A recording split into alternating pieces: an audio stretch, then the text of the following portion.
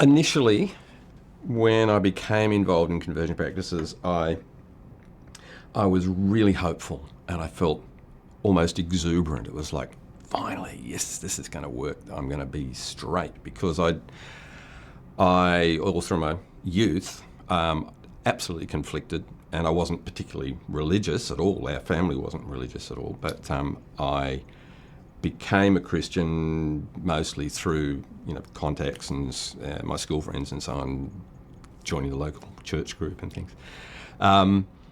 But from there, I became more and more involved in it. And when I heard some radical teaching about being gay is to do with demonic stuff and demons, I thought, oh man, this sounds good. This sounds like a good fix. So I just dove into it head first. And I was really excited. But when it became apparent that that didn't actually work, I just kept going and going and going. And through just about every form of conversion practices you could imagine, really, all the different types of Christian counselling. And I was absolutely passionate and determined. But over the years, I go through waves. Sometimes it'd be really hopeful, and just a bit more determination. It'll be fine, I can do it. And then wham, when I realise 6 months, a year later, still the same, nothing. And I think it wasn't until the mid-90s where I latched onto an organisation called Living Waters, who wrapped conversion practices into a very deeply loving and compassionate package that really helped. It just spoke to me in a way that I felt, yeah, this is it. This is going to work. And I pursued that for all up nearly 15 years. And it was the same. You'd complete one of the courses in it, which went for about 6 months. And by the end of the 6 months, yeah, we've got it. And then you'd realise, actually, nothing's changed. And again, this cycle of hope to complete disillusionment, hope, disillusionment, and it builds up this whole thing of cognitive dissonance in your head, where you've got these two totally conflicting truths, where on the one hand, you're absolutely positive that God can change you, and through the loving Father heart of God, He will reshape you, draw you into a whole new life and create new desires. But on the other hand, you've got the fact that I'm still just as gay as I ever was. I'm just getting really good at squashing it down. So these two things fighting in your head. So really, and it ends up becoming a life full of depression and related anxiety and suicide ideation, just constant waves of that. Yeah. Most conversion practices, you get either the highly organised ones, like Living Waters, who are very structured, and they're an external organisation who work independently of any particular church, although they do encourage each participant to relate what they're going through with their church so that they can get any support they need there. But even then, it's not an absolute requirement. But also in each church, like many churches that I've been through, you get a lot of very passionate counsellors and leaders in the churches who genuinely believe they can help you. And they will go off and read literature, and that helps you change under the guidance of various doctrinal beliefs. And most of them are very genuine and very sincere people. So I didn't find really anyone who was openly hostile and who said, you have to go through this therapy because otherwise God will send you to hell. They're all compassionate and said, look, we understand this is something we can pull you through, and we'll pray with you and do whatever we need to help you overcome this. And sometimes it can take time, sometimes it be quick. Demonic deliverance is very common, and it mightn't always be the big, exorcist routines, but it can still be just as strong. That whole thing where they say, oh, there's a demon in you that's causing this, and then they will pray over you to get rid of the demon.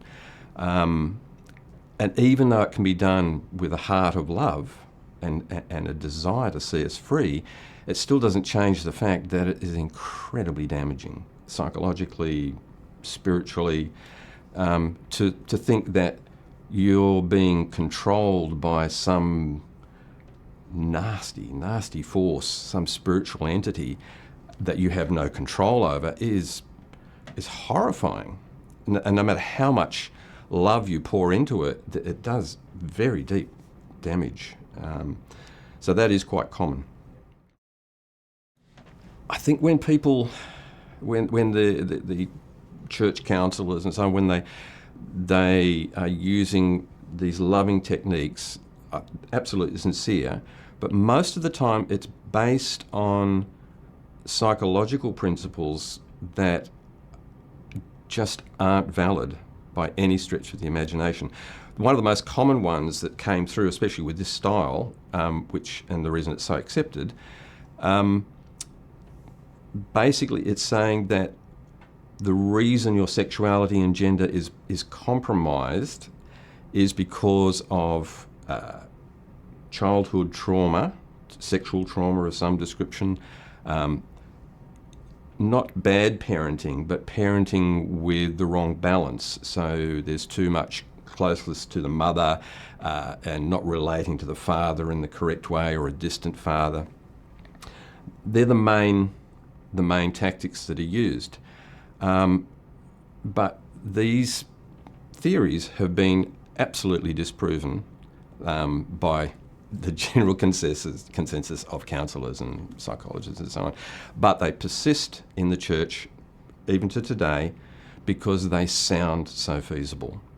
And I found that most people can go, oh yeah, my mum was a bit overbearing at times, and my dad was a little distant, and oh gosh, so that's obviously why I'm gay.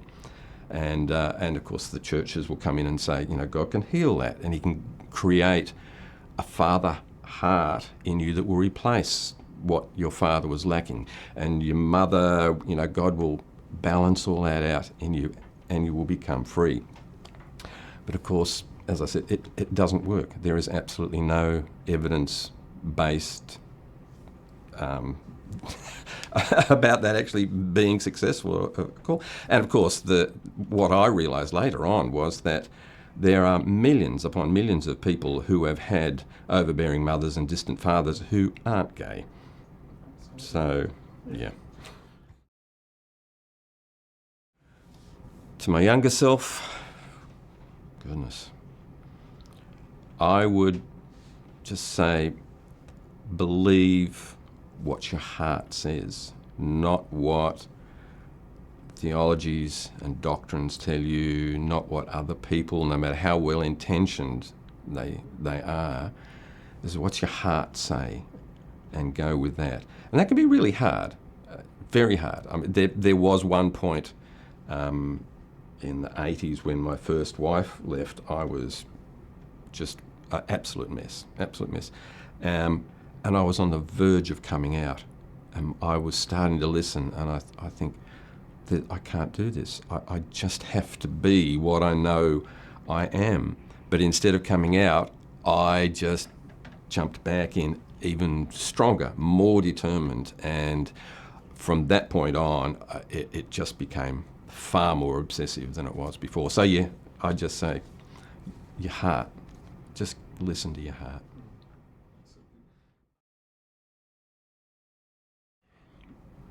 There's many levels of hope I see now. One is obviously the fact that it's been publicly addressed and it's no longer some secret taboo.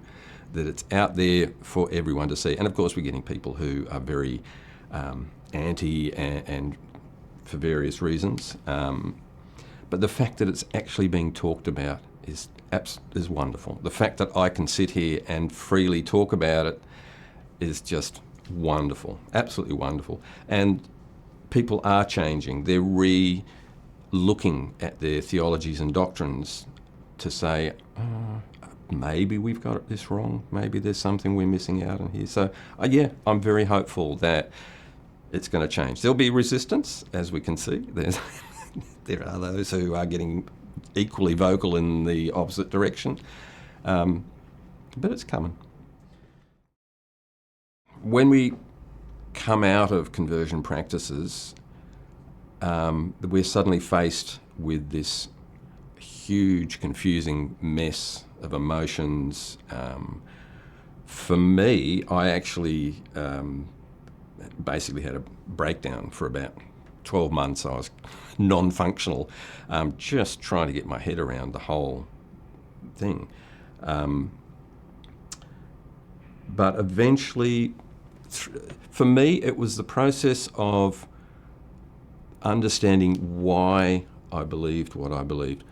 Why was I so convinced it was going to help? And that took time. That took that sort of 12 months to figure out, okay, there was deep needs in me that I thought this was going to meet, not just to be changed from gay to straight, but also to be accepted and loved for who I am. And in a lot of these conversion therapy practices, there's a very strong sense of acceptance and love for who you are, as long as you're on the road to being changed. So you're left with this conflicting thing of, oh, but they were such loving and caring people, and I've let them down. So you've got this huge sense of shame and guilt.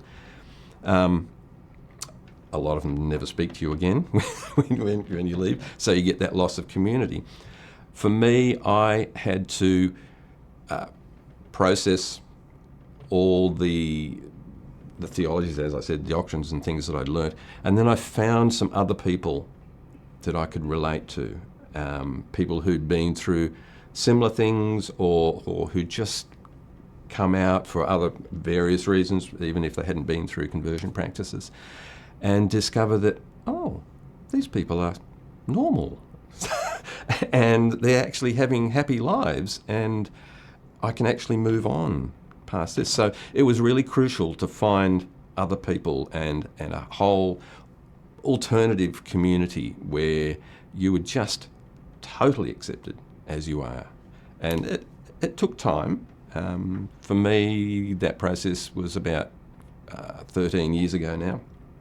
And it took me probably 12, 18 months to really sort of get over the worst of it and then find a way to move forward. To those who actually believe that these conversion practices are essential and important, the foundation of these practices is based, well, how can I describe this?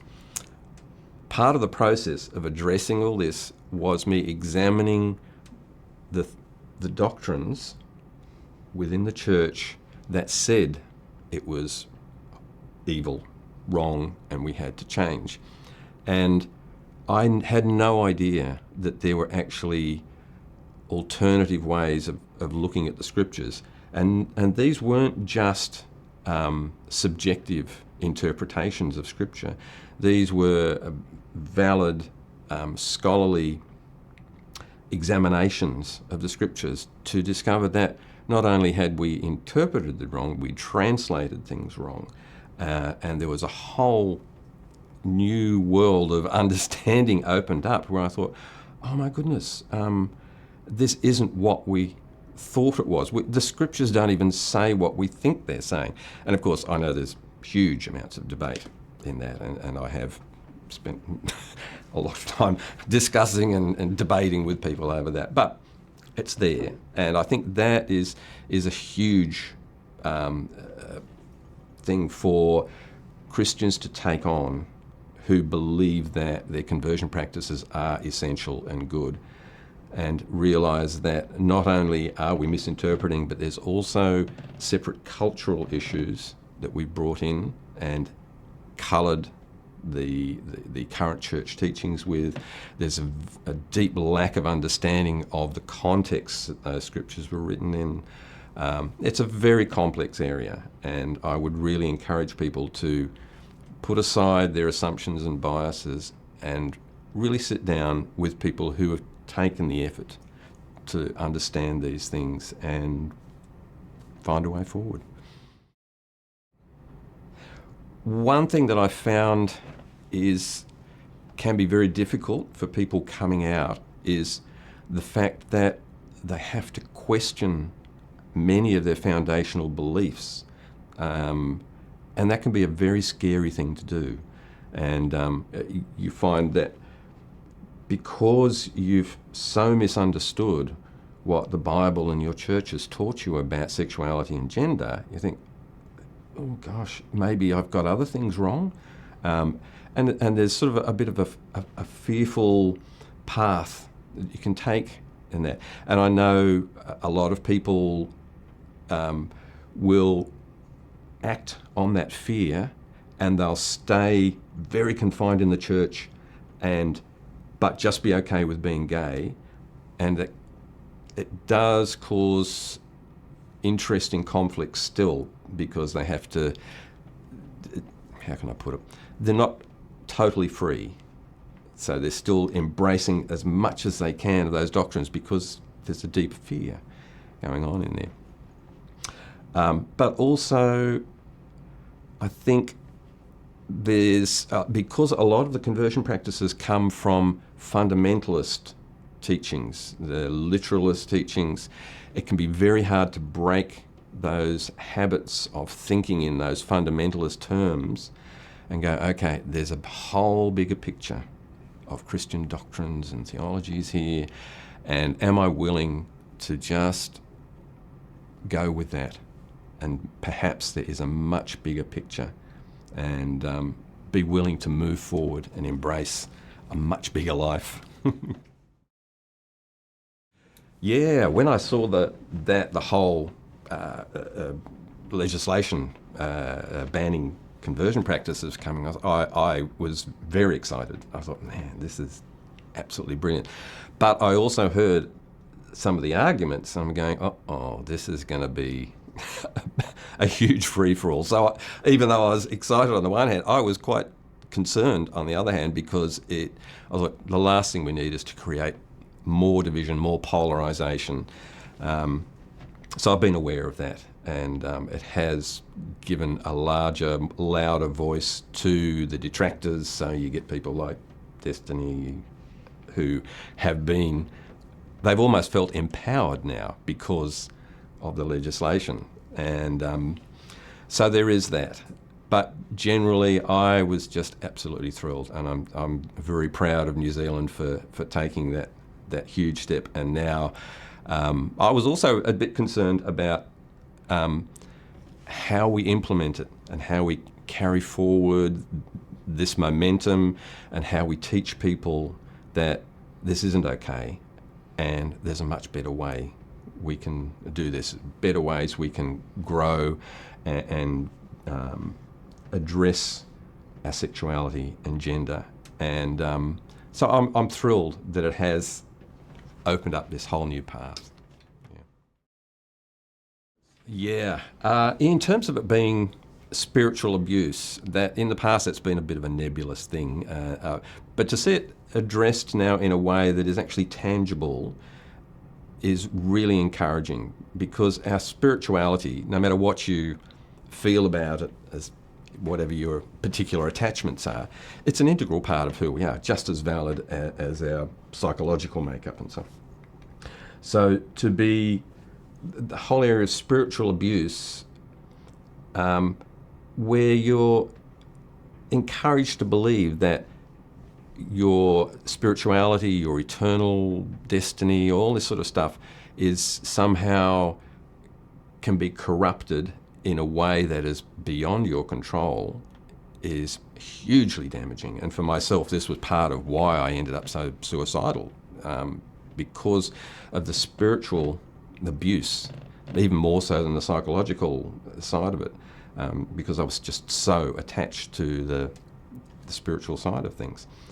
But I think now that having brought that into the open, I think it's paved the way for people to go, oh, okay, it's safe to address my sense of spirituality outside of the confines of these doctrines. And it's okay to be a spiritual person without being locked into my old dogmatic beliefs, and grow spiritually. And I firmly believe that our spiritual paths are totally unique to each of us. And I think that one of the most powerful things for me was to find my own unique spiritual path, and suddenly realising that I was free to explore whatever I felt sort of fit my heart, and caused me to be a better person, and was more beneficial to my well-being, and caused me to be more beneficial to the world at large. And I think most of us would agree that that's what we all want. So.